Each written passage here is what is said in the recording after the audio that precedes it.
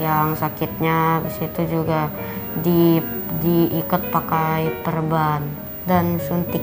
Yang orang tua lakuin pertama-tama melihat kondisi dulu, keadaan sakitnya langsung sakit banget atau sakit biasa aja. Biasanya kalau sakitnya biasa aja dikompres dulu, kompres atau enggak diikat di perban. Terus kalau emang udah benar-benar sakit, saya suntik sama mama.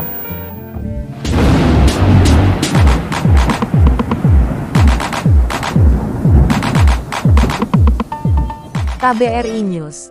Hemofilia merupakan penyakit gangguan pembekuan darah bawaan yang pertama dikenal dan sudah banyak diketahui sejak tahun 1911. Pada waktu itu penyakit hemofilia sudah diketahui sebagai akibat gangguan pembekuan darah bawaan laki-laki yang diturunkan seorang wanita sehat. Hemofilia adalah salah satu kelainan yang disebabkan karena kurang atau tidak adanya faktor pembekuan darah. Faktor tersebut yaitu 8, I, X, dan C. Orang yang menderita hemofilia sulit dalam hal pembekuan darah ketika terjadi luka, baik itu luka luar maupun luka dalam layaknya orang pada umumnya. Seorang penderita hemofilia pada dasarnya memiliki potensi yang sama sebagaimana orang yang normal. Hanya saja karena mereka membutuhkan waktu dalam proses pembekuan darah.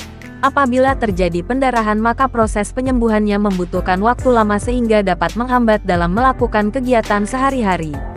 Penderita hemofilia rentan mengalami pendarahan ataupun munculnya lebam pada tubuh yang disebabkan oleh adanya tekanan yang terjadi pada tubuh. Terjadinya luka atau bahkan tanpa sebab yang jelas.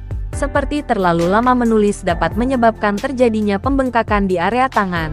Oleh sebab itu penderita hemofilia harus sangat berhati-hati dalam melakukan kegiatan. Pada tahun 2018 HMHI menyebutkan bahwa telah tercatat ada kurang lebih 2.000 orang penderita hemofilia yang tersebar di seluruh Indonesia. Hal itu membuktikan bahwa dalam waktu 2 tahun terdapat kenaikan yang lumayan pesat pada jumlah penderita hemofilia yang pada 2016 tercatat ada 1.900 orang penderita hemofilia. Nahrusalwa, 2018. Hemofilia terbagi atas 2 jenis, yaitu 1. Hemofilia A. Hemofilia klasik karena jenis hemofilia ini adalah yang paling banyak kekurangan faktor pembekuan pada darah terjadi karena kekurangan faktor 8 protein pada darah yang menyebabkan masalah pada proses pembekuan darah. 2. Hemofilia B. Disebut Christmas disease karena ditemukan untuk pertama kalinya pada seorang bernama Stephen Christmas asal Kanada.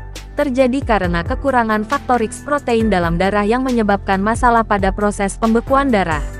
Hemofilia A dan B dapat digolongkan dalam 3 tingkatan, berdasarkan kadar faktor 8 dan faktor IX di dalam darah. 1.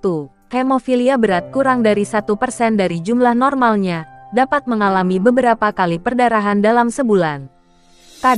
Kadang perdarahan terjadi begitu saja tanpa sebab yang jelas.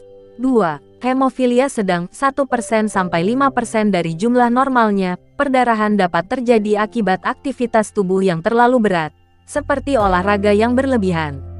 3. Hemofilia ringan 5% sampai 30% dari jumlah normalnya, mengalami masalah perdarahan hanya dalam situasi tertentu, seperti operasi, cabut gigi atau mengalami luka yang serius. Wanita hemofilia ringan mungkin akan mengalami perdarahan lebih pada saat mengalami menstruasi. Sumber, Pustadin Kemenkes 2021, Nahrusalwa, 2018.